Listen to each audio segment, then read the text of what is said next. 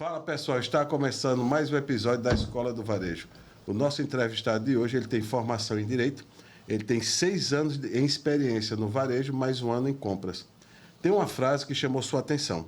Se você é capaz de tremer de indignação a cada vez que se comete uma injustiça, então somos companheiros. Che Guevara.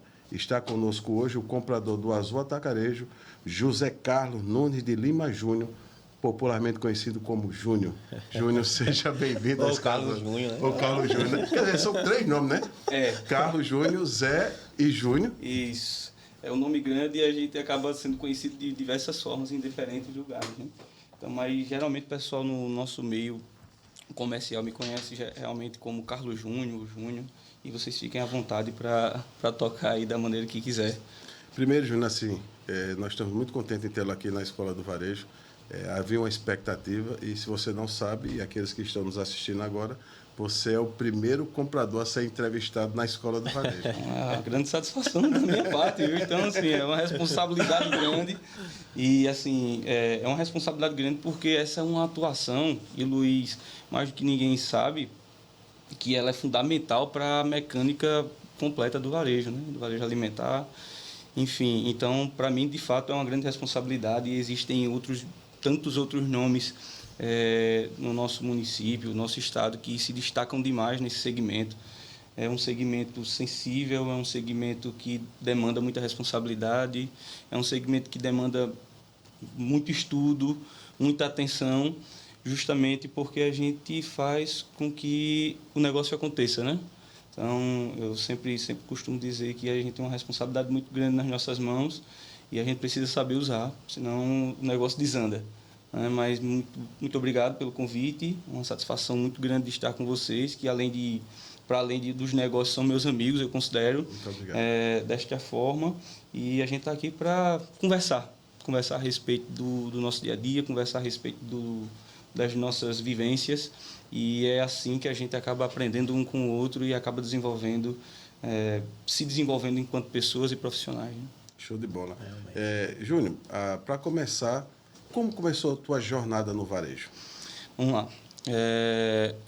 Como você citou logo na abertura, eu tive uma experiência lá atrás, numa empresa, numa grande distribuidora aqui do nosso estado, uma das maiores distribuidoras, no departamento comercial, no departamento de compras, mas de uso e consumo, né? Então a gente trabalhava comprando produtos, na verdade, suprimentos para dentro da vivência da empresa. Então, desde um parafuso para um caminhão, até o próprio caminhão, passando por materiais de escritório, enfim. Então, tudo que era de uso e consumo da empresa, eu fazia parte das compras.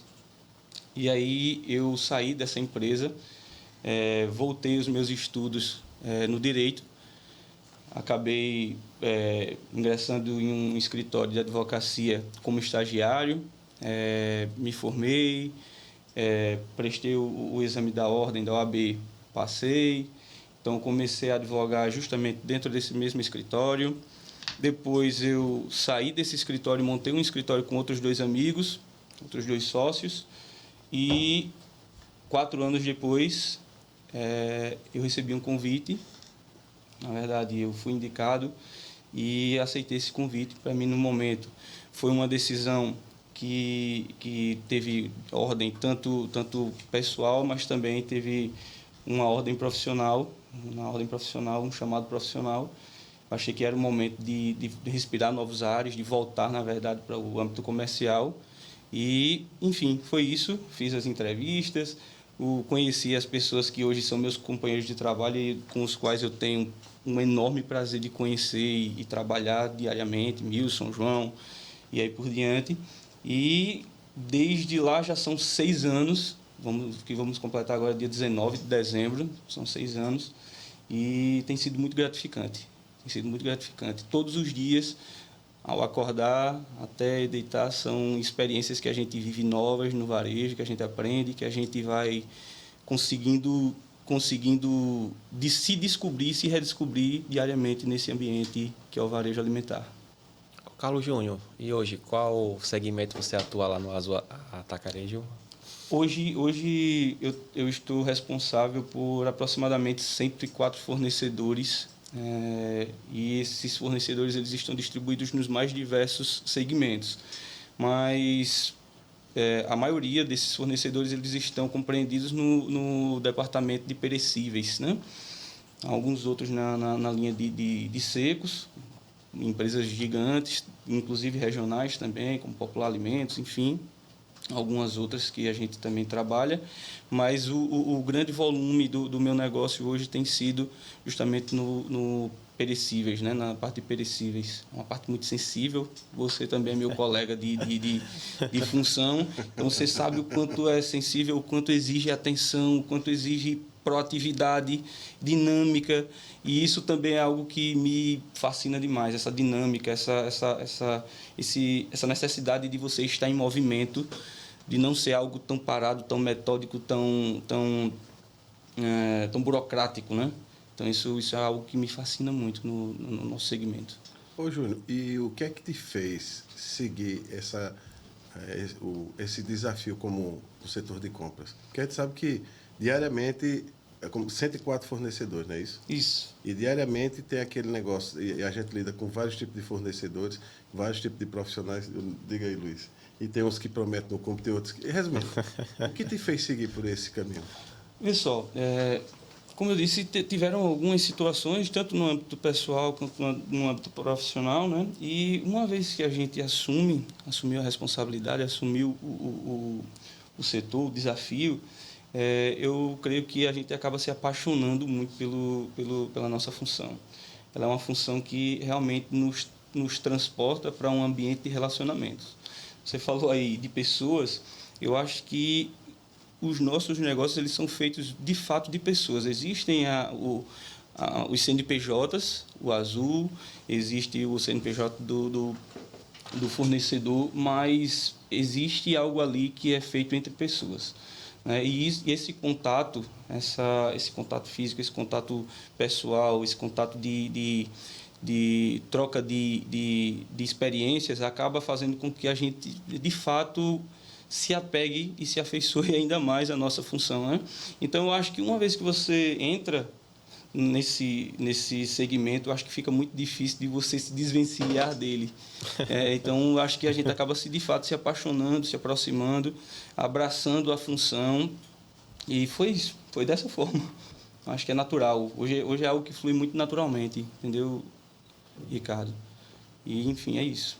Só antes do Luiz falar, eu estava pensando aqui, você hoje é comprador do Azul. Isso. Lá no Azul tem quantos compradores? Nós temos em loja, no Azul mesmo, somos em 7. Pode dizer os nomes deles, por favor? Nós temos o João Muniz. Espera, João Muniz. O Eridilson. Um abraço, João Muniz. Vamos fazer uma coisa bacana com o setor de compra do Azul. O mais experiente do setor de compras do Azul Atacarejo. João Muniz, né? Eridilson. Nós temos a Dayana, que fica também com a parte que você também conhece muito bem, que é o Hortifruti. Temos o Iago. Isso. Temos o Fabiano, são até mais pessoas, na verdade, no setor. Fabiano, a Willis, que é a nossa gestora. Willis, né? Willis. Isso, o Willis, nossa gestora. Chama ela de Willis, né? O Willis. Não erre mais. Não erre mais. Pelo amor de Deus. Não erre mais. Willis. Willis. E nós temos, por fim, a Camila, que, além de nossa diretora, também é nossa colega de compras lá no nosso departamento, né?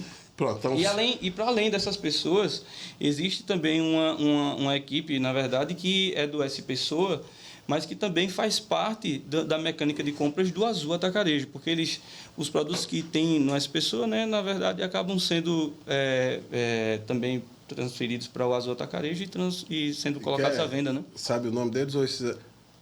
Jailson, Milson, Everson, Moacir. Everson. Isso. Moacir, não é isso? Isso. Nesse exato momento está chegando um kit da Manai. Se Deus quiser, né? Então, deixa eu só fazer uma coisa aqui, tá certo? A gente primeiro quer... Como a gente havia dito, você é o primeiro comprador que está representando a classe. Certo. E é um sentimento que eu tive, eu gosto muito de ouvir a voz do coração, tá? Eu vou me dirigir a essa câmera aqui. Certo. João Muniz, Eridilson, Dayana, Iago, Fabiano, Willis, Camila, Jailson, Milson, Moacir e Everson. A vocês que fazem o Grupo S Pessoa, a vocês que fazem o Azul Atacarejo, a Escola do Varejo os parabeniza. E parabéns pelo formato, parabéns pela forma como vocês tratam os fornecedores.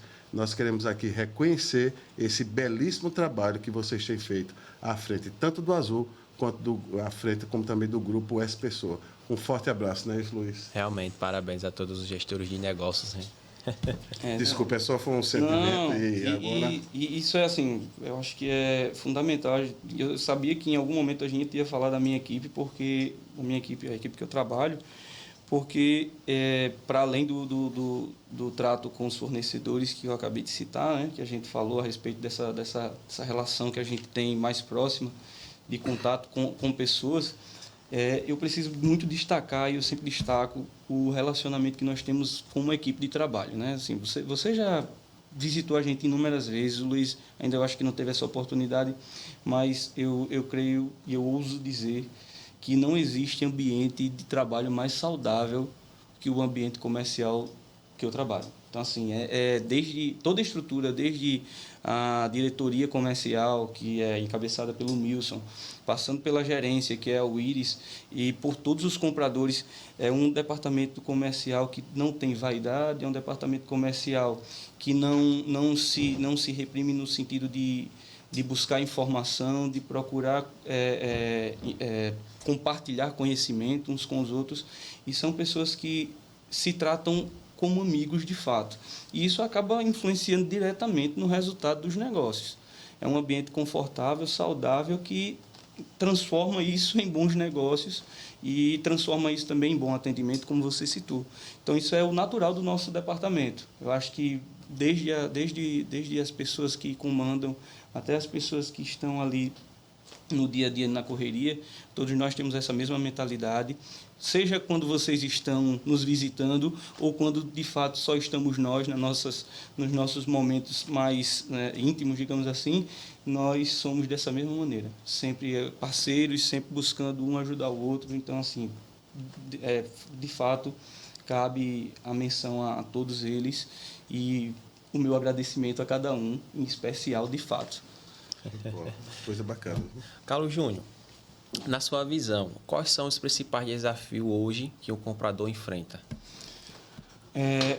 Na verdade, existem vários, né? Existem N desafios. A gente tem atravessado um momento de instabilidade comercial no mundo, né? E isso acaba fazendo com que uma das ferramentas principais do comprador, que eu sempre cito, tanto o relacionamento quanto o conhecimento, eles são fundamentais para a atividade do comprador. Os dois, eles andam muito lado a lado.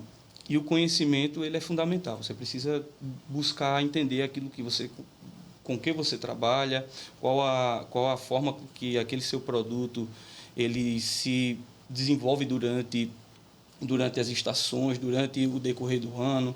Tem períodos do ano que ele está num momento de maior alta, tem momentos do ano que ele tem uma retração. Só que, de alguns anos para cá, isso ficou um pouco menos constante, né? A gente tem tido mais oscilações, digamos assim. Então, esse é um grande desafio que a gente tem enfrentado, seja por fatores externos, seja por fatores internos, seja por fatores que são naturais, né? Fatores políticos, enfim, tudo isso influencia diretamente na nossa atividade e acaba trazendo dificuldades. Em relação ao dia a dia, a gente enfrenta alguns desafios, mas que são mais fáceis, digamos assim, de tratar, que é muito mais a questão do trato com a pessoa que está na sua frente, né? A pessoa que está do outro lado do balcão, que aí seria o vendedor ou o gestor comercial, que vem trazer a oportunidade, né? Muitas vezes a gente se depara com pessoas que, enfim, ainda não, eu acho que talvez não tenham o preparo ou não estão num bom dia para trazer o melhor negócio, e acaba que você precisa ter o autocontrole, você precisa ter alguma situação de escape, porque, na verdade, o objetivo ali é a gente fazer negócio.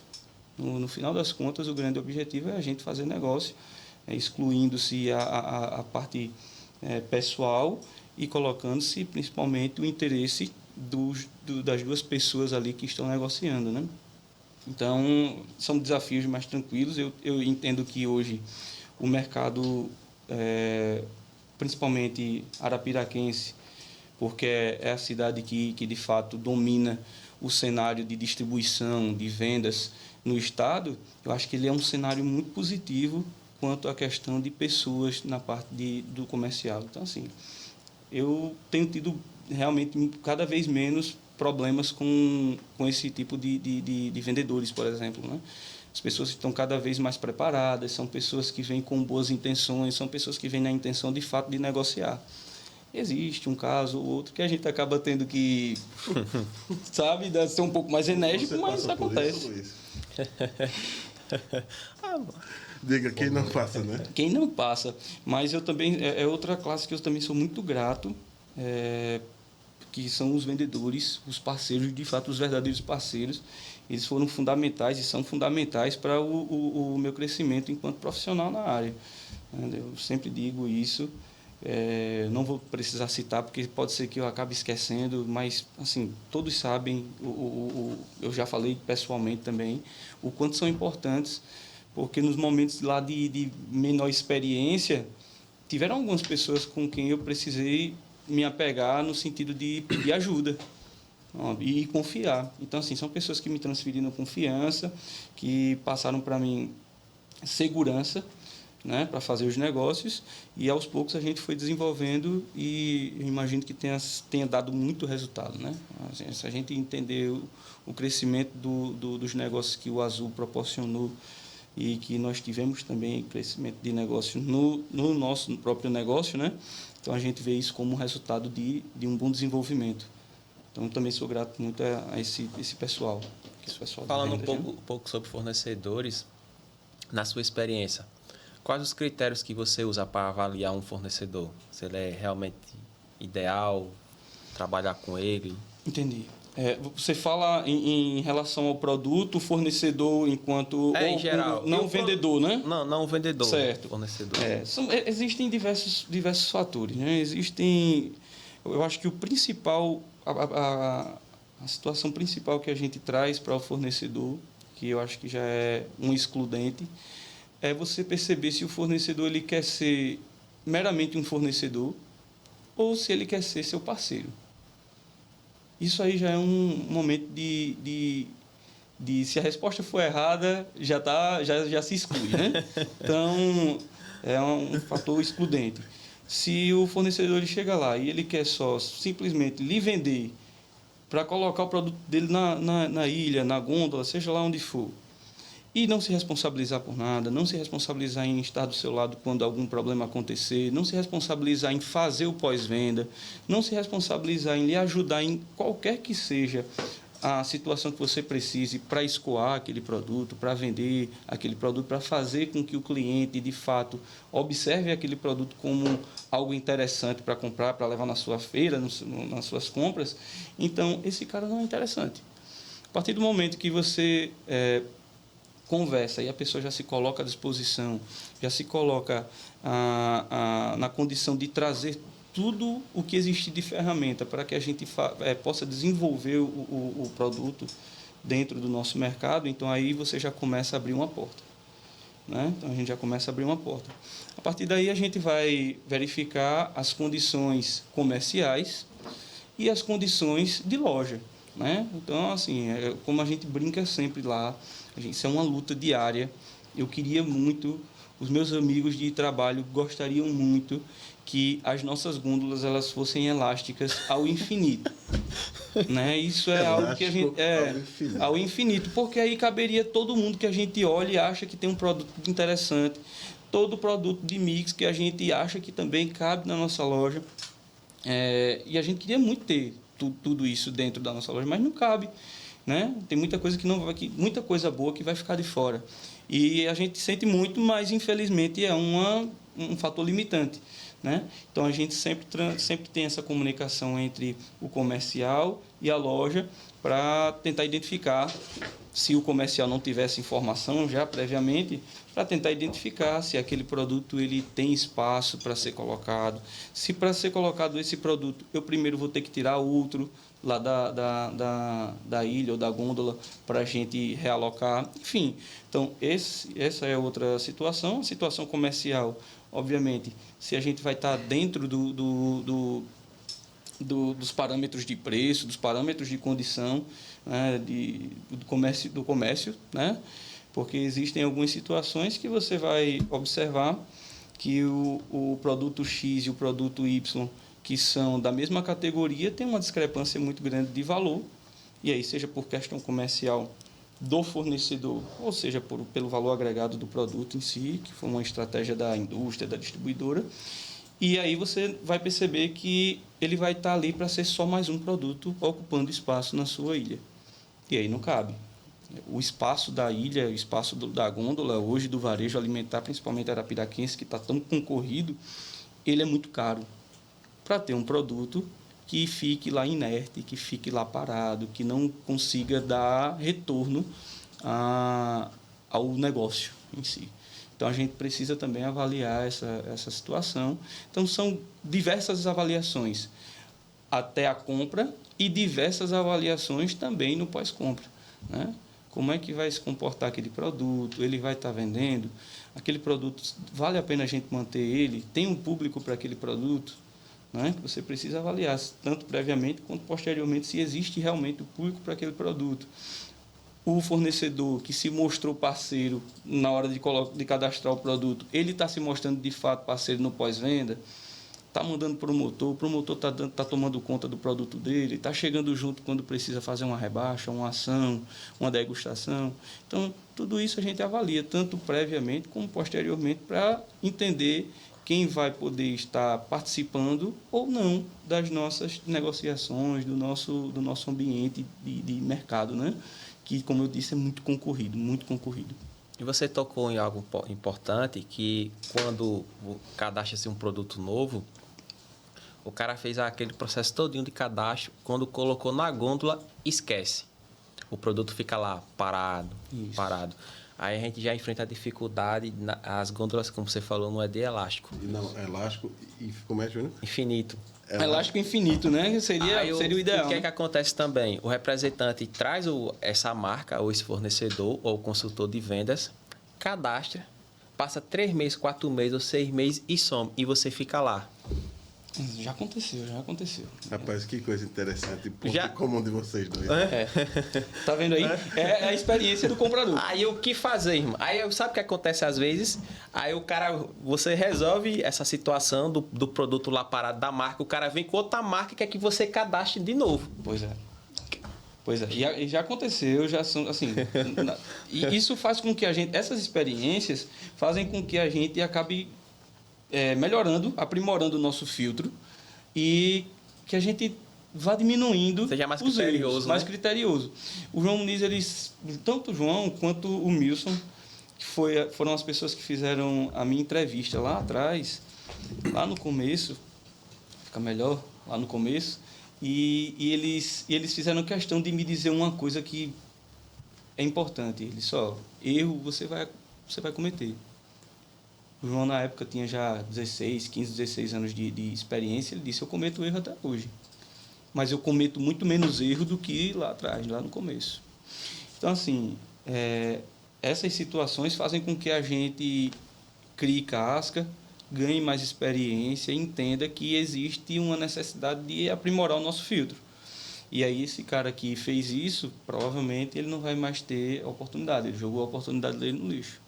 Já aconteceu, algumas situações. Obviamente que a gente entende que ninguém é irrecuperável, né? A gente não é que a pessoa errou uma vez e a gente não vai mais dar, a pessoa não serve mais. Não, a gente pode avaliar, mas vai passar por uma análise muito mais criteriosa, vai passar por uma questão mais documental, de colocar tudo no papel para deixar tudo documentado de fato.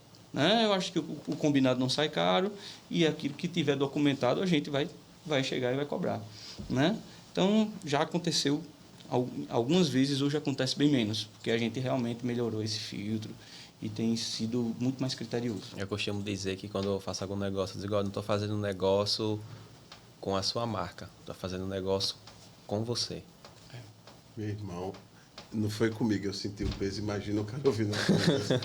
Mas porque para além nós estamos cuidando do dinheiro dos outros, não é nosso. Exatamente. E assim, para além das pessoas jurídicas, como eu falei lá no começo, existem as pessoas físicas, né, que na verdade dão uma cara ali para as empresas as quais eles representam, e essas pessoas elas vão de fato colocar na verdade o seu caráter ali, né? Então assim, a gente precisa tratar com tanto eu da minha parte quanto o vendedor, a pessoa que está trazendo a oportunidade, eles têm que tratar da maneira mais transparente possível. Isso eu acho que é algo que eu imagino que a gente talvez vá conversar a respeito no decorrer do nosso bate-papo, mas eu acho que transparência é a alma do negócio.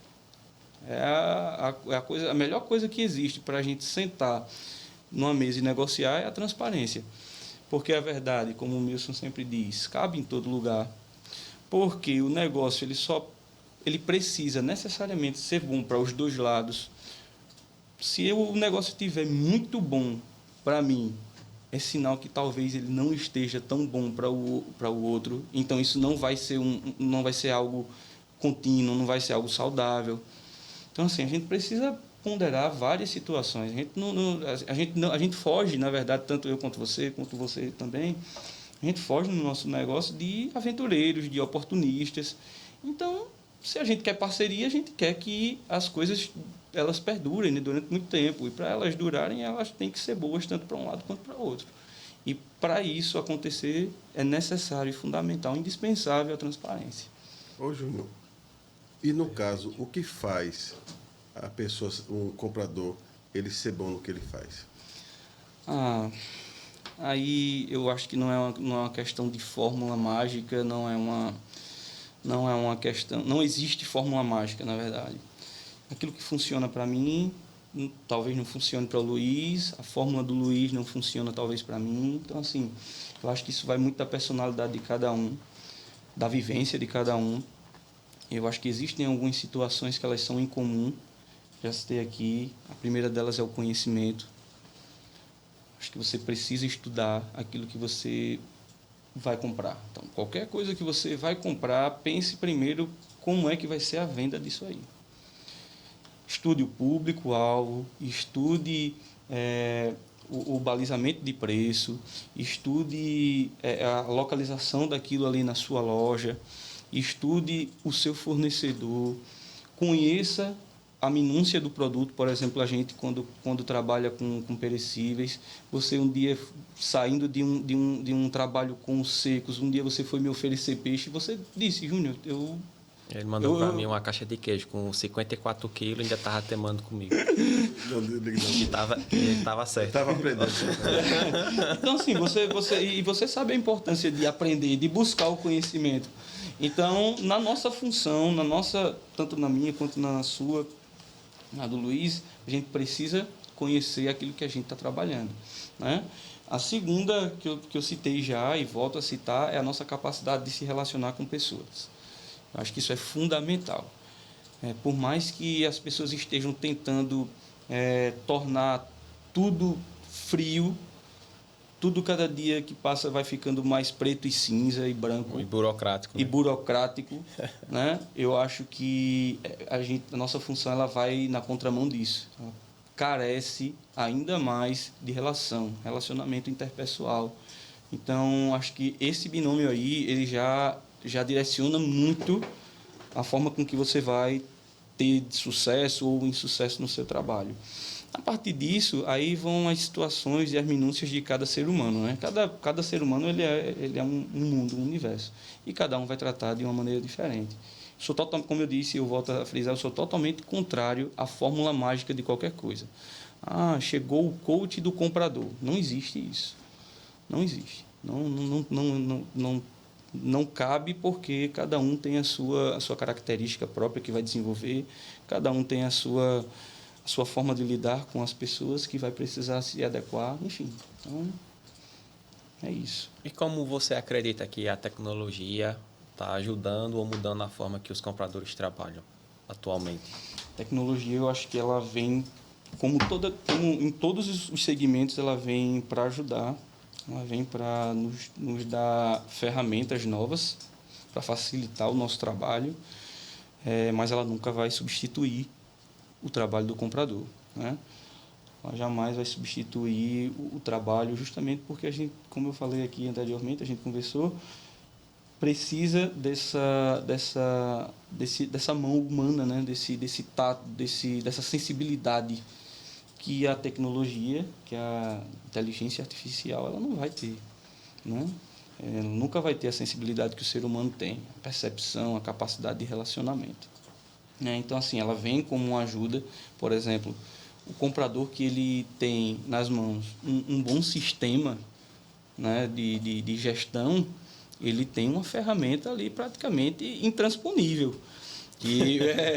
Então, tem muita gente que chega lá, muito vendedor querendo chegar lá e vender, eu quero fazer uma negociação fora do comum com você.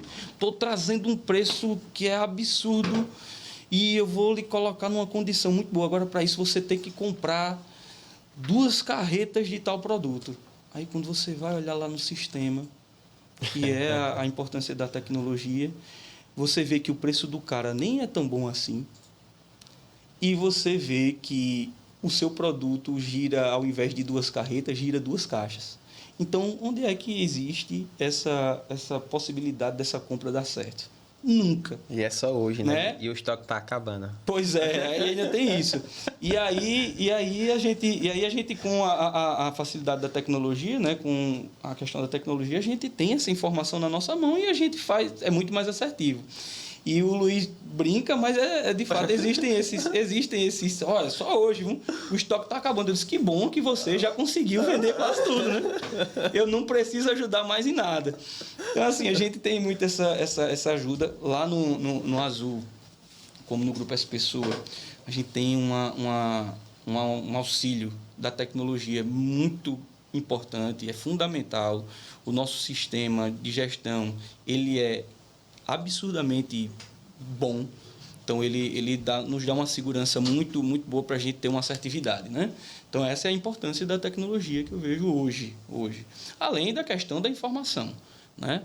Se é para além da atividade em si do comprador, no sentido de compra e venda, giro, preço, enfim, controle gerencial, né? Eu acho que a tecnologia ela facilita demais a nossa capacidade de se munir de informação. Então, hoje você tem sites, você tem aplicativos, você tem podcasts, você tem pessoas que são influenciadores de determinados segmentos que vão lhe direcionar, lhe guiar por alguns caminhos mais facilmente.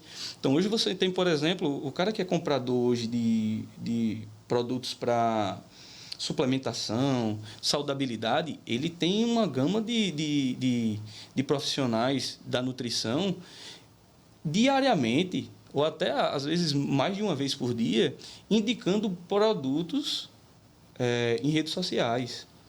E esses produtos, eles acabam, de fato, surtindo efeito nos clientes ou nas pessoas, nos espectadores deles, e acabam tendo um aumento de giro nas lojas, nos varejos. Então, isso é informação que você precisa estar atento. Determinado produto começou a ganhar relevância na discussão do nicho da nutrição. Então, esse produto, consequentemente, vai ser mais procurado na nossa gôndola. Isso é informação, né? Então, informação. Hoje, por exemplo, nós tivemos alguma mudança na questão comercial externa de exportação de proteína animal. Então, essa informação que a gente busca em sites, em aplicativos, elas vão acabar mostrando para a gente que existe uma oscilação para mais ou para menos de determinado produto de proteína animal, que também, inclusive, é muito sensível a preço. Então, a tecnologia ela tem essa facilidade tanto da gestão como da informação que acaba nos tornando hoje, basicamente, profissionais muito melhores do que as pessoas que estavam, sei lá, antes do advento da tecnologia, né? Muito mais precisos, muito mais certeiros, né? Então, acho que é essa a importância. E hoje, uma grande dificuldade que tem hoje com os consultores de vendas, não todos, né? Tem muitos bons que faz grandes negócios, é que eles não trazem um plano de negócio, né? Então, ele joga todo o peso do crescimento da marca dele ao comprador. É o comprador que tem que estimular o cara, extrair dele negociações, desenvolver categorias, produtos. Acontece muito também. Assim, hoje, eu acho que, como eu disse, o nível do profissional de vendas e do profissional de gestão de vendas, ele tem melhorado muito em Arapiraca, justamente por conta do nível dos compradores de Arapiraca. Então, assim, um vai puxando o outro, né? Qual é o antídoto para a gente conseguir vencer, digamos assim, essa barreira que os compradores desenvolveram de muita informação, de capacidade intelectual também. Enfim, o que é que a gente vai conseguir? A gente vai precisar colocar pessoas mais qualificadas. E eles têm se qualificado, têm se tornado pessoas mais capazes, têm vindo com mais argumentos.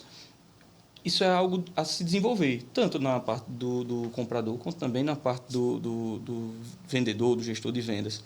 Mas, de fato, ainda existe, em alguns momentos, a transferência de responsabilidade de alguns profissionais para que o comprador ele fique responsável, além de comprar, de desenvolver o produto. Mas eu sempre brinco que é justamente nessa questão que a gente avalia o pós-venda também, né?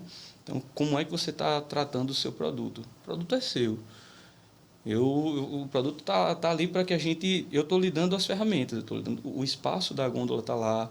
Se você quiser negociar uma foto de encarte, a gente negocia uma foto de encarte. Se você quiser negociar uma rebaixa para a gente fazer uma oferta no final de semana, a gente vai negociar. Agora, se você só quiser colocar o produto e você, como você disse, deixar lá e ver se vai acontecer o negócio, não vai. Não vai. E acontece também, eu não sei se com você é comum, mas acontece muito comigo, porque nós estamos passando, acho que as pessoas ainda estão percebendo isso, nós estamos passando por uma revolução dentro do mercado muito grande, né? Tanto no varejo quanto na questão das indústrias, da oferta de produtos, a gente está passando por uma grande revolução. E isso parece que às vezes ainda pega alguns fornecedores de surpresa, pessoas que ainda se sustentam na condição de líderes de mercado, se sustentam nas condições de grandes, se sustentam. E não perceberam, por estarem nesse canto de supremacia, não perceberam que existe uma concorrência que vem crescendo e tomando conta de parte grande do mercado, do negócio. Então, já aconteceu de algumas vezes o fornecedor chegar para mim e dizer: mas eu sou o líder, não sei o que. Você é líder aonde? Você é líder, eu sou líder nacional. Disse: amigo, eu preciso que você seja líder dentro da minha loja. O meu negócio é a minha loja. Você não está conseguindo trazer negócio, você não está conseguindo fazer preço melhor, você não consegue, não investe. O seu concorrente veio, trouxe um produto de muito boa qualidade, trouxe investimento, trouxe ações, trouxe degustações e apresentou desempenho. O líder na minha loja é o seu concorrente, não é você. Então, assim, é importante a gente avaliar o mercado de uma maneira macro, mas a gente precisa saber que o nosso cliente, o nosso consumidor, é aquele cara que mora no nosso bairro, é a pessoa que mora na nossa cidade, é a pessoa que vem dos arredores e ele, muitas vezes, não vai ser representado pelo número geral. Então, se o cara é líder nacional, talvez ele não seja o líder ali na nossa região. Seja por falta de um trabalho mais bem desenvolvido dele, do fornecedor, ou seja, por uma questão de preferência do público naquela região, né? Então, a gente passa por algumas situações assim, mas eu acho que as pessoas estão percebendo isso, vão ainda demorar um pouquinho para se adaptar, de fato, porque esse ego elevado, ele acaba muitas vezes cegando para algumas coisas e acaba nos deixando numa condição de vulnerabilidade. Quando a gente cai na real, a gente já não é mais o líder, alguém já chegou muito próximo. E é assim que acontece com o mercado. O mercado hoje ele não está aceitando mais nem brincadeira, nem um desaforo, como a gente chama, né? Não é para amadores. Não, e não aceita desaforo, não. Assim, se você passou... Essa é uma máxima, um clichê, que é o difícil não é você chegar, difícil é você se manter, né? As pessoas ainda estão percebendo isso. Ô, Júnior, no caso hoje, a gente vê que, especialmente no caso do Azul, vocês massificam muito com relação ao marketing. Na tua visão, como é que o marketing ajuda ao comprador e às vendas? O marketing é uma parte fundamental hoje. Sempre foi, na verdade, né? Mas hoje ele está sendo muito mais explorado, até pelo advento das redes sociais, enfim, dos influenciadores, porque ele é basicamente quem leva a informação do que a gente tem a oferecer ao nosso cliente. Então, não adianta eu fazer... Já tivemos situações lá, mais no começo, que a gente teve que aprender, né, de situações que a gente desenvolveu algumas ofertas muito boas. Ofertas que, para falar a linguagem do nosso negócio, né? Ofertas que eram colocadas em televendas, em produtos de venda de atacado. A gente colocava no piso de loja, pegava o mesmo preço e colocava no piso de loja, para possibilitar o cara pegar de uma unidade a uma caixa, 20 caixas, seja quanto for. E o produto não reagiu. Aquela oferta não reagiu naquele dia. Por quê? Porque a gente ficou refém da propaganda boca a boca, que hoje, por mais que seja muito forte, perdeu força. Então, quando a gente conseguiu unir a oferta o marketing, levando essa informação, a informação dessa oferta para o cliente, aí o negócio anda, aí o negócio desenvolveu. Aí o negócio que realmente começou a ganhar dimensão, né? E a gente tem uma equipe de marketing muito forte. A equipe de marketing do grupo, essa pessoa que também compreende o Azul, ela é uma equipe de marketing que é realmente muito diferenciada, tanto na criação quanto na forma de executar. A gente tinha o Bruno até pouco tempo atrás, que foi uma pessoa fundamental para o desenvolvimento do marketing do Azul Atacarejo. Foi, por muito tempo, o rosto do Azul Atacarejo, né? E, assim, por trás dessas pessoas que ficam de frente das câmeras, existe uma equipe que, de fato, são... Eu acho que alguns dos melhores profissionais de marketing que eu já vi, na criação, no desenvolvimento.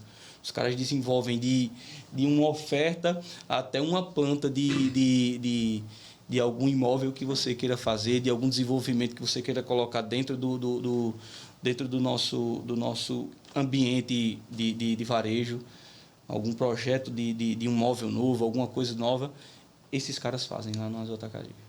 Então, assim, são pessoas realmente muito qualificadas e eu acho que o sucesso do Azul, enquanto sucesso comercial do Azul, também se deve muito a essa engrenagemzinha que é o marketing.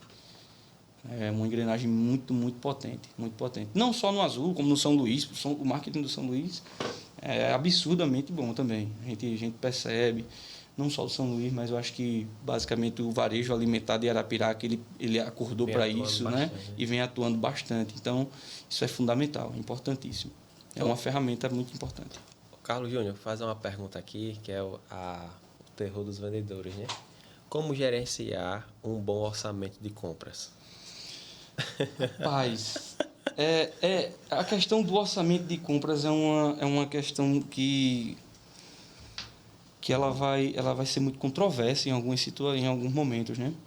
Porque muitas vezes a limitação ela vai acabar lhe fazendo não progredir. E eu concordo com isso. Acho que muitas vezes, se você for com receio de extrapolar algum limite, alguma coisa, você vai fazer um trabalho burocrático, um trabalho mediano, um trabalho que não vai buscar um desenvolvimento. Em contrapartida, a gente precisa avaliar a saúde financeira do nosso negócio, né?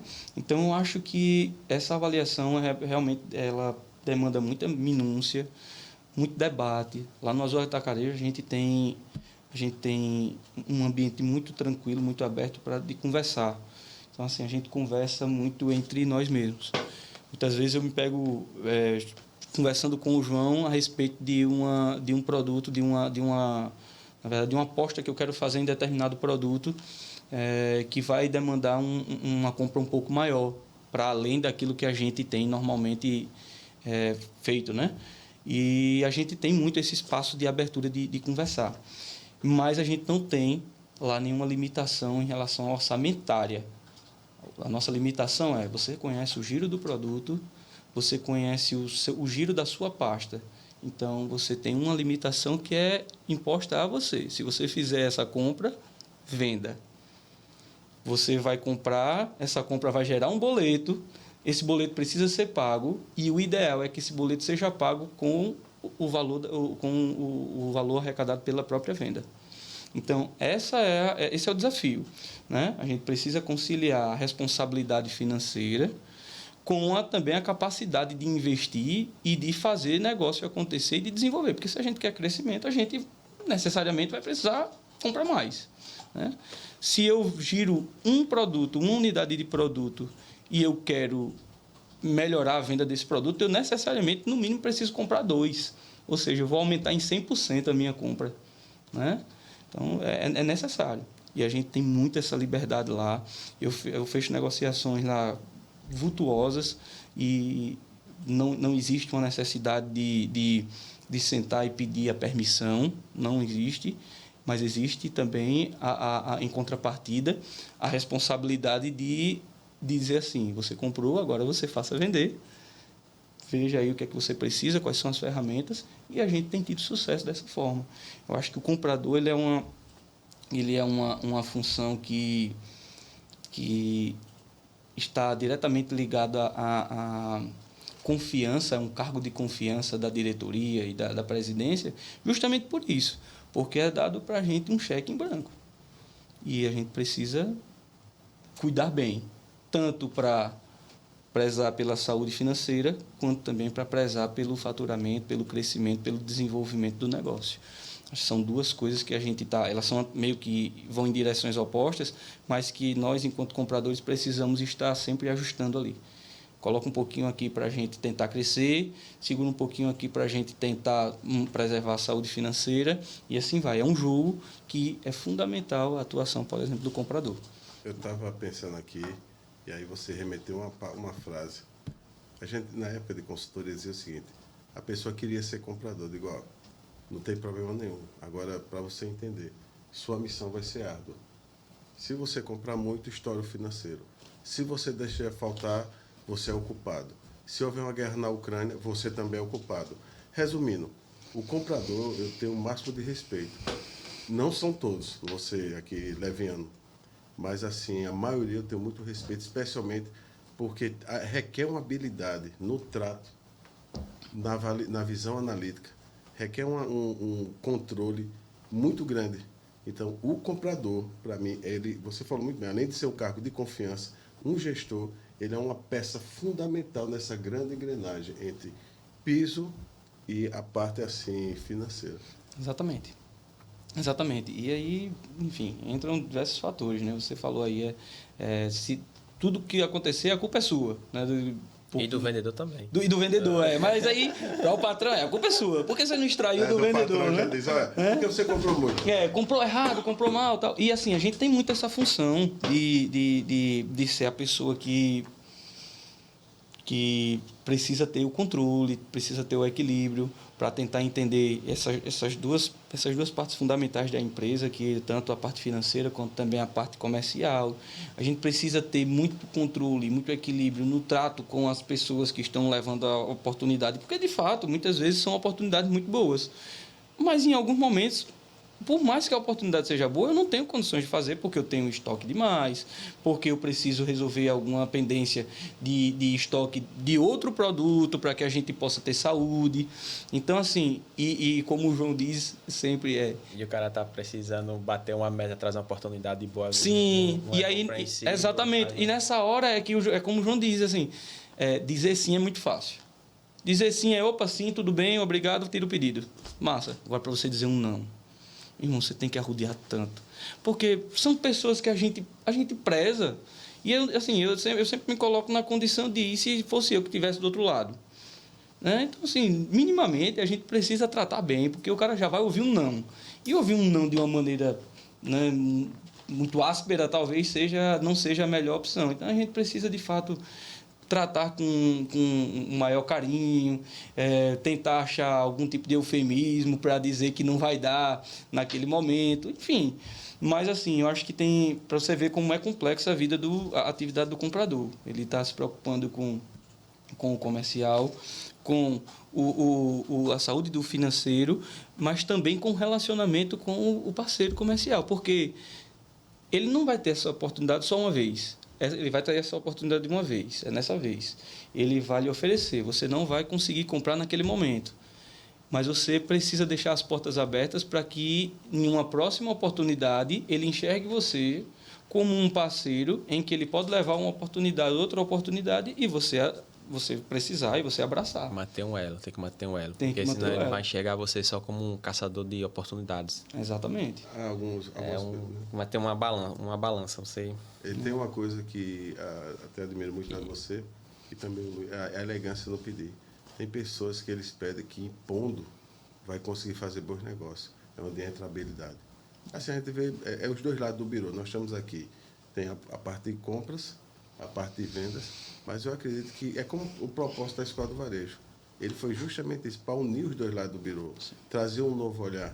Hoje, mais uma vez, você é o primeiro comprador nesses 10 meses, né, Luiz? Em que você está representando a classe. Eu não quero colocar peso, não, tá? É uma responsabilidade grande. Mas, assim, e tem sido muito bom esses seus insights. Aí eu aproveito e já engato logo uma pergunta. Júnior, uma pessoa sempre teve o sonho de ser comprador, mas ela não tem noção de como fazê-lo. Que conselho o Carlos Júnior daria a uma pessoa que tem anseio, mas não tem nenhuma expertise, nenhuma visão? A essa pessoa, olha, eu quero ser comprador. Júnior, o que fazer? O que fazer? Estudar muito, estudar o ramo que você quer atuar, qual é o tipo de produto que você vai comprar, o que é que você vai se propor, aonde você vai trabalhar, em que é que você vai se propor a fazer. Enfim, se for num varejo alimentar, que a gente está falando, então procure saber como é que funciona a mecânica de cada segmento, como é que você vai trabalhar uma commodity. Essa commodity ela tem momentos de alta e de queda de preço, ela é muito sensível. Você vai para perecíveis, como é que você trata uma questão de perecíveis, a perecividade do produto ali, como é que você vai fazer a questão do controle de shelf life, como é que você vai fazer o controle de estoque de um produto que muitas vezes você tem como base um mês de venda, se o produto só tem 15 dias de validade. Então, você precisa ponderar muito isso. Então, tudo isso é com base em estudo. Você precisa conhecer minimamente isso aí. E, minimamente, não, você precisa conhecer bem. Né?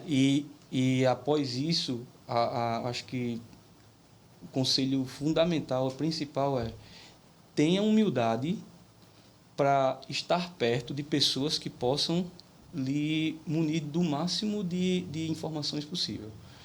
Não sinta vergonha de aprender, não sinta vergonha de perguntar, não sinta vergonha de ficar próximo, não sinta vergonha de questionar sempre. Eu sempre digo, é uma frase que assim, eu tenho citado com certa frequência, não são as respostas, eu vi isso lá atrás, acho que faz muito tempo, acho que na TV Gazeta, antigamente, e dizia assim, não são as respostas que mudam o mundo, são as perguntas. Porque as perguntas vão fazer você sair do seu lugar. Me incomoda muito as pessoas que têm certeza que sabem demais. Eu não sei demais. Eu sei o que eu sei. Eu sei do que eu sei. Do que eu preciso... E o que eu sei é o que eu preciso aprender. Eu sei que a cada dia eu preciso aprender mais. É isso que eu sei. Então, acho que cada vez que nós nos propomos a perguntar, a questionar, a procurar conhecer, a gente está evoluindo. Então, para a pessoa que está iniciando, que não sabe nada de compras, é muita humildade sentar perto da pessoa que vai lhe ensinar ali e procurar saber de fato por que isso aqui funciona dessa forma.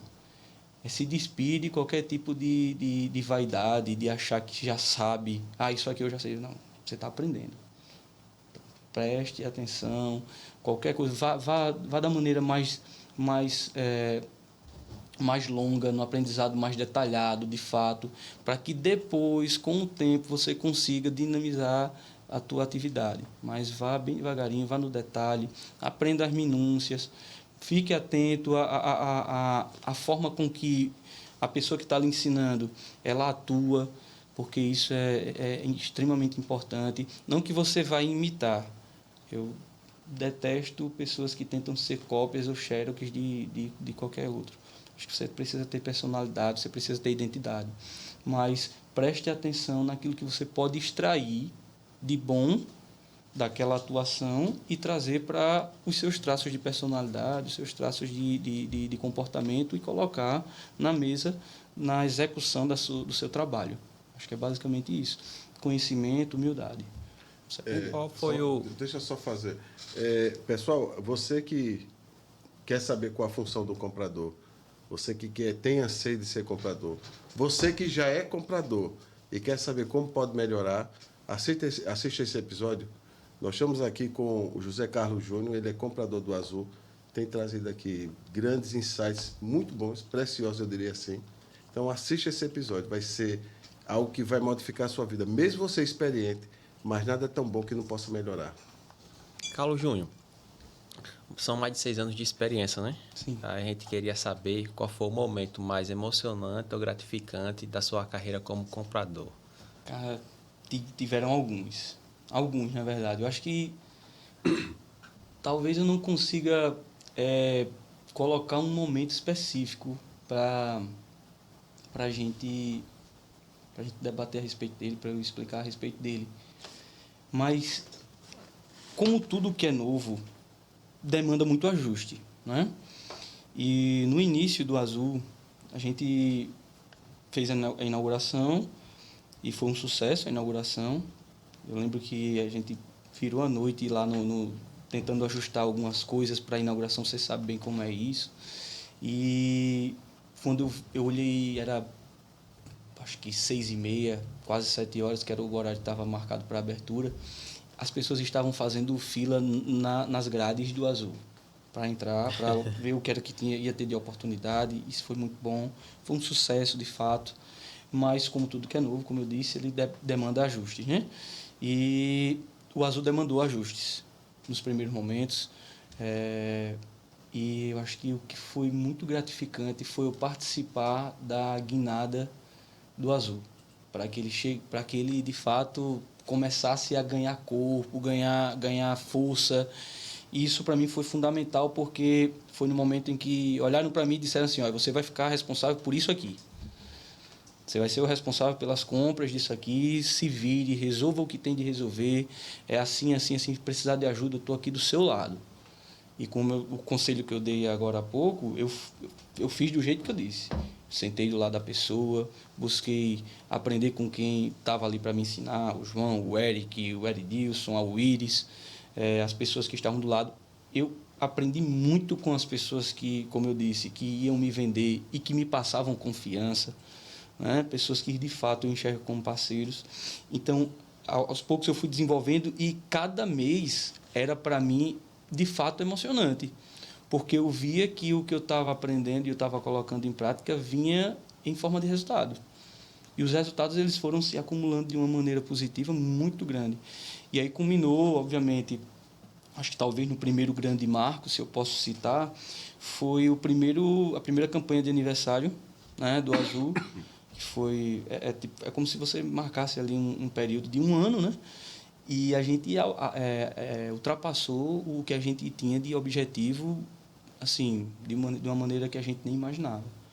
E ali eu olhei e disse, poxa, espera aí, a gente está conseguindo construir um negócio muito bom aqui. E aí, nos anos seguintes, da mesma forma. Então, assim, eu acho que o dia a dia, a gente observar, olhar para trás e ver de onde a gente saiu, e o fruto do nosso trabalho, da nossa busca por conhecimento, do nosso desenvolvimento, a gente vê o que a gente tem construído e tem conseguido, eu acho que é o que eu posso citar como mais emocionante. Acho que é isso. Não se resume a um momento. Eu acho que é uma construção. É uma construção. É de fato. É evolução. De fato muito gratificante. Acho que é isso. Eu sei que isso não, obviamente, não é um resultado do meu trabalho especificamente. Longe de mim. Pelo contrário. E eu acho que talvez. Eu sou muito adepto do trabalho em grupo e isso é muito da conta de todos que compõem o Azul. Desde o recebimento, uma equipe. E a equipe comercial do Azul, assim, fundamental para isso tudo. E quem acompanha, quem sabe o que é o Azul desde o começo, quem participa desde o começo, sabe do que eu estou falando. O desenvolvimento do Azul enquanto negócio foi e é algo muito gratificante. Então, acho que se eu posso dar uma resposta, é essa. Júnior, nós estamos chegando ao término do podcast, mas nós temos aqui 3 quadros, tá ok? Um em que a gente ressalta o lado profissional e tem uma parte que a gente fala um pouco da pessoa. Eu vou começar e esse quadro é chamado Quem é Você, Júnior? Tá? Maneira terica não. Meu Deus do céu. Quem é você? Já tem condições. Você é muito sério, sério. Né? Quebra o clima, né? Quebra esse clima, sério, né? Não, porque o cara... produtor. Muito sério, né? Não, porque eu lembrei aqui do Tiririca, que ele fala, não sei se você já viu a Praça é Nossa, né? Já. Ele fazia a maior festa com o Carlos Alberto, depois pegava assim, quem é você? Aí eu estou evitando, porque senão começa a rir. Começa a rir e não para mais, né? Entendi. Ô, Júnior, qual é o teu propósito nessa vida? Cara, é o seguinte, assim, quando a gente fala vamos falar de você, vamos falar eu acho que são respostas bem complexas, porque eu entendo que nós somos seres mutantes. Há pouco tempo atrás eu era uma pessoa, hoje eu já sou outra. As experiências que a gente traz, a gente desenvolve de uma maneira muito particular na nossa vida e acabam nos levando para sermos pessoas diferentes, de fato. E eu tenho isso como algo muito gratificante, também no âmbito pessoal, né? Eu acredito que eu tenho buscado o meu desenvolvimento pessoal. E se eu posso falar a respeito do que a pergunta é qual o seu propósito? Meu propósito, né? Acho que o meu propósito é tentar buscar a minha evolução pessoal e que isso transborde para aquilo que está ao meu redor, para as pessoas que estão ao meu redor, para as pessoas com quem eu me relaciono, direta ou indiretamente, buscar a justiça social da melhor forma possível, com aquilo que eu possa desenvolver, que estiver nas minhas mãos, seja ela enquanto comprador, que eu sou um agente, você é um agente que acaba tendo essa função social também. Enfim, a gente acaba tendo a necessidade de ansiar pela justiça social. Eu me vejo dessa forma, eu não me vejo enquanto um ser humano que feche os olhos para o que a gente enxerga, para o que eu entendo como injustiça. Então, eu sou uma pessoa que busco também isso, tentando fazer a minha parte, né? Então, assim, eu acho que é isso que eu vejo como propósito, tentar evoluir como pessoa, como ser humano, com os meus defeitos, com as minhas virtudes, mas sempre buscando evoluir e para que isso transborde e inunde as pessoas que estão ao meu redor da melhor forma possível, né? E aí, realmente, não só ao meu redor, aquelas pessoas que estão próximas. Eu acho que a gente cada um de nós precisamos pensar em uma visão macro maior, tentar fazer algo que contribua em relação à sociedade, tentar pensar e desenvolver pensamento que contribua para com a sociedade. Então, acho que esse é o meu objetivo. Qual a sua maior habilidade? Eu tenho muita dificuldade de falar a respeito de mim mesmo. Tenho muita dificuldade. Eu acho que é algo que eu acho que fico me sentindo um pouco, sabe, arrogante. Mas eu creio que eu consiga desenvolver bem a habilidade da comunicação interpessoal, do relacionamento. Eu acho que eu consigo me desenvolver bem, minimamente, para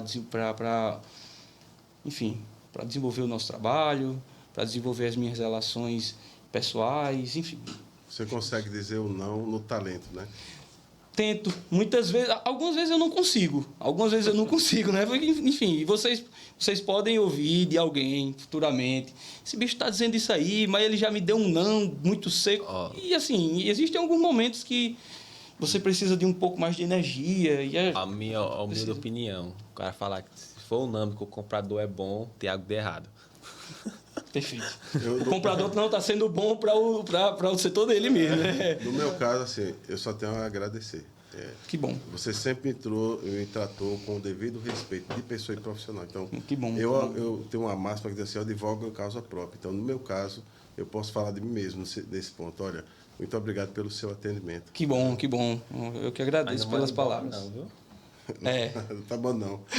Bola de açúcar. Júnior, qual foi a coisa mais bonita que já te falaram, seja pessoal ou profissional? Coisa mais bonita que me falaram. Tem tanta coisa bonita que a gente ouve. Mas, assim, acho que as coisas mais bonitas que a gente pode ouvir, elas estão nas pessoas que a gente ama. Então, se tentar entender, eu acho que é você ouvir de um pai, de uma mãe, de uma namorada, de uma esposa, seja lá o que cada um tenha, mas tia, avó, seja lá, as pessoas com que você ama, acho que você ouvir que a qualquer momento que você precisar, a qualquer momento que você quiser, você vai ter à disposição o ombro, o amor, o carinho, o afeto dessas pessoas, a certeza de que você vai ter sempre a porta aberta para estar com essas pessoas. Eu acho que não existe nada mais reconfortante, nada mais bonito, nada melhor de se ouvir, né? Então, e aí isso vem em diferentes formas, vem através de um eu amo você, vem através de as portas estão sempre abertas, vem através de você vai ter sempre as portas abertas aqui, por mais longe que você vá, aqui é o seu lugar e você vai estar aqui de portas abertas. E às vezes isso é dito de maneira não verbal. Às vezes isso é dito de uma maneira por ações. Existem pessoas que elas falam nas ações, né? E muitas vezes as coisas mais bonitas estão nas ações das pessoas e não só nas palavras. Mas eu acho que não existe algo específico, é mais esse conjunto, né? Uma maior saudade. Saudade. Se tiver. Eu não, pessoa. Não, assim, saudade eu sinto falta, sinto muita saudade das pessoas que já não estão aqui, né? Que são meus avós, que são as pessoas mais próximas que a gente perdeu, meus avós, meu tio. E, assim, são pessoas que, de fato, ajudaram a compor o nosso caráter, ajudaram Pessoas que você, mesmo passando 10, 20, 15 anos, e você ainda lembra da voz da pessoa lhe dando algum conselho ou lhe falando algo de positivo, então essas pessoas fazem falta, né? Então, essas são as minhas maiores saudades. Eu acho que eu busco não ser tão saudosista de coisas, de pessoas eu entendo que a gente vai sentir, não adianta, mas eu busco não ser tão saudosista de coisas, para que a gente possa dar atenção ao que a gente vive hoje, né? E projetar o que a gente quer viver amanhã. Acho que é isso. Júnior, existem algumas habilidades que ajudam a pessoa a vencer na vida. Esse quadro é chamado E Agora Gestor. E Agora Gestor. Pegou, agora responsabilidade. Não é difícil não. Coisa mais simples do mundo. Bem, as habilidades mais importantes que precisa para vencer na vida. Eu vou falar duas e você vai escolher uma. Certo. Vamos começar? Por favor. Disciplina ou criatividade? Eu vou ficar com a criatividade. Empatia ou capacidade de liderança? Com empatia você tem a capacidade de liderança. Liderança ou humildade? Com a humildade você vai ser um grande líder. Sem a humildade você jamais será um líder. Autocontrole ou organização? Eu diria que o autocontrole. Comunicação ou persistência? Comunicação. Inteligência emocional ou autoconfiança? Inteligência emocional. Audácia ou trabalho em equipe? Trabalho em equipe sempre. Coragem ou otimismo? Eu acho que a coragem. A coragem, na verdade, ela lhe deixa... A coragem, ela na verdade, não é sobre não ter medo, né? A coragem é sobre, mesmo com medo, você enfrentar.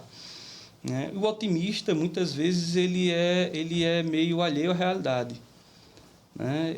Às vezes, ele desconhece os perigos. Ele só é otimista. E muitas vezes, ele desconhece os caminhos. E dessas habilidades, qual a mais importante para você?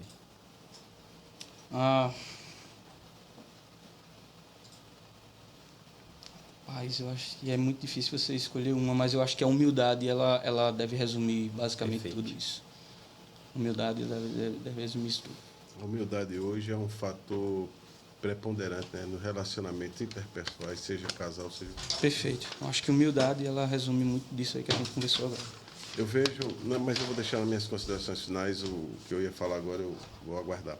Júnior, eu vou citar uma frase e você resume. Vou citar uma palavra, você resume numa frase ou numa palavra, tá ok?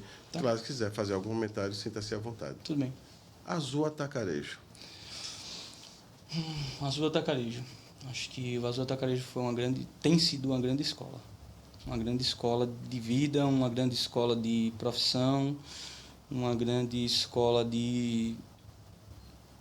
enfim, de vida de fato. Acho que me desenvolvi muito enquanto ser humano dentro do Azul, com as pessoas que compõem o Azul, e eu acho que é basicamente isso, é uma escola. Tem sido uma Família. escola. Base. Família é uma base. A base é o lugar que você sempre pode voltar, são as pessoas com quem você sempre pode contar. Deus. Deus, e aí entra numa situação muito complexa. Acho que Deus ele é todo-poderoso, né? A depender da fé de cada ser humano, de cada pessoa. E a pensar no Deus que a gente enxerga e vê através da Bíblia, enquanto Deus cristão, eu enxergo um Deus de amor muito diferente do Deus que tem sido hoje propagado justamente pelas pessoas que se dizem cristãs, pelas pessoas que teoricamente pregam uma fé cristã, mas que pregam, na verdade, dissensão, afastamento, ódio, enfim. Então, o Deus que eu tenho, o que eu entendo por Deus, é uma coisa. O Deus que as pessoas têm em mente hoje em dia é totalmente contrário do que eu penso. Mas é isso. Fabricaram, é igual o Mahatma Gandhi disse, né? Olha, eu admiro muito o Cristo, o da Palestina, não esse Cristo que vocês criaram, né? Uma frase que eu lembrei agora do Mahatma Pesado. Gandhi. Porque, na verdade, e assim, me permita, eu sei que está Não, tempo, esteja à vontade. mas assim, a dissociação que as pessoas têm feito do que elas mesmas leem e dizem seguir para o que elas têm pregado e praticado e defendido e levantado bandeira, é algo assim que soa muitas vezes patológico. Patológico, assim, as pessoas estão perdendo de fato a noção. Mas, enfim, não é uma coisa que eu queira trazer para o debate, mas é por isso que é uma resposta complexa, entendeu? Carece de muito mais avaliação, muito mais análise, justamente por isso. Mas, enfim. Júnior, como você se vê? Eu me vejo como um ser humano. Basicamente como um ser humano. Um ser humano com muitos defeitos, com muitas virtudes, buscando potencializar as virtudes, buscando aos poucos ou na medida das minhas capacidades, ou atenuar ou extinguir os meus defeitos, que eu acho que seja impossível a gente extinguir a todo, mas atenuar, trabalhar, lidar com os meus defeitos, porque assim, se eu acho existe uma tendência muito grande a você levantar ídolos, levantar pessoas como se fossem perfeitas, e principalmente nessa área de redes sociais, né? E eu faço questão de dizer que eu não sou perfeito. E isso eu tenho o maior orgulho do mundo, porque eu sou ser humano, né? Então, assim, nas minhas imperfeições é que vem a minha humanidade. E aí é isso que eu sou. Ser humano, tentando potencializar as minhas qualidades e tentando lidar com os meus defeitos. Eu acho que a palavra é essa, lidar com os meus defeitos. Desculpa, pergunto, qual a sua idade hoje, Júnior? 35. 35. Pô, tá me expondo aqui. Não é menino novo. Mas não tem problema não com a idade. 35. Se você pudesse voltar 10 anos ao Júnior de 25 anos, que conselho você daria a esse Júnior mais jovem? Eu não faria nada diferente. Acho que a pessoa que eu sou, eu acho que ela é fruto do que eu aprendi errando e acertando há 10 anos atrás. E eu não me privo do direito e do prazer de errar, mas também não me privo da responsabilidade sobre os meus erros e sobre os meus acertos. Então, eu acho que eu não voltaria, eu acho que eu não faria nada de diferente, eu acho que eu não daria conselho nenhum diferente. Eu acho que cada ser humano ele tem a sua marcha, cada ser humano ele tem as suas réguas, cada ser humano ele tem o seu momento de aprender como mudar, né? E assim, eu acho que não daria nenhum conselho. Só siga aí a marcha e continue sendo você, e você vai chegar no lugar que é para você chegar. Independente, é o seu lugar, não é o lugar do fulano, não é o lugar onde o fulano está, onde o ciclano está. É o seu lugar. A sua construção vai lhe levar ao seu lugar. Acho que é isso. Acho que o erro de muita gente é tentar espelhar a vida de alguém para conquistar aquilo que essa outra pessoa tem, e isso nunca vai ser possível, porque são pessoas totalmente diferentes, né? Então é isso. Acho que conselho, siga a sua marcha, que você vai chegar onde você tem que chegar. José Carlos Júnior, o que é a vida? Paz, eu vi muitos vídeos a respeito de alguém tentando explicar o que é a vida, e porque isso viralizou em algum momento, um programa de entrevistas também, e eu acho que é uma pergunta extremamente complexa. Tanto que até filósofos extremamente renomados, professores de filosofia da USP, tiveram muita dificuldade de responder. Então, quem seria eu para dizer o que é a vida, né? Eu acho que a vida é um caminho que a gente trilha, e que a gente vai ter consequências diante daquilo que a gente tem como escolha, as boas e as ruins. Em alguns momentos você vai estar colhendo as coisas boas da vida, mas em alguns momentos também você vai estar passando por alguns percalços, e nada disso vai marcar o final ainda, né? Então é o momento de você prosseguir, o momento de você continuar sendo quem você é, buscando sempre evoluir, ser quem você colocando para o meio que você vive tudo que você puder dar de melhor, tudo que você puder fornecer de melhor, para que assim você também tenha um caminho mais prazeroso, digamos assim. Júnior, eu vou dar como eu fiz parte de um treinamento e o cara disse, olha, César, isso é um ponto de vista, né? Sim. Eu vou dar meu sentimento a respeito da entrevista, Luiz, e eu sempre o entrevistado encerra, e aí a palavra final será dada a você, tá ok? Certo. Primeiro, quero agradecer mais uma vez a presença. O bom do podcast é isso. Eu conheço você, o Júnior, comprador. Sim. Claro que a gente convive, mas não essa essa forma da gente ter essa abertura fez com que eu pudesse admirar você mais ainda. Que bom. A sua visão, né? A sua forma como você se posiciona. A gente, às vezes, diz o seguinte, nesse mundo corporativo, a gente diz o que a pessoa quer ouvir, né? E algumas pessoas mantêm a sua essência. Sim. Eu queria te parabenizar pela essência, pela visão profissional, pela visão pessoal. E dizer o seguinte, sabe, Júnior, essa vida, o pessoal, há um adágio popular que diz que ela dá voltas. E uma das coisas, quando a gente convida uma pessoa, o que pesa acima de tudo é a consideração que a gente tem a ela. Quando você aceitou, esse convite foi feito, se não me engano, uns 2 meses, não foi, Júnior? Foi, tem um tempo. Uns 2 meses. E acabou acontecendo. E hoje foi algo que nós vimos sobre técnicas de compras, sobre relacionamento interpessoal. Claro que falar da gente gera um certo desconforto, mas a gente sempre diz o seguinte, que por mais profissional que a pessoa seja, há um ser humano. Sim. Né? Há um coração que pulsa dentro da pessoa, que tem virtudes e falhas. Isso. Mas eu quero, no resumo, dizer muito obrigado por você ter vindo. Foi algo muito prazeroso. Mais uma vez, sendo bem repetitivo, você...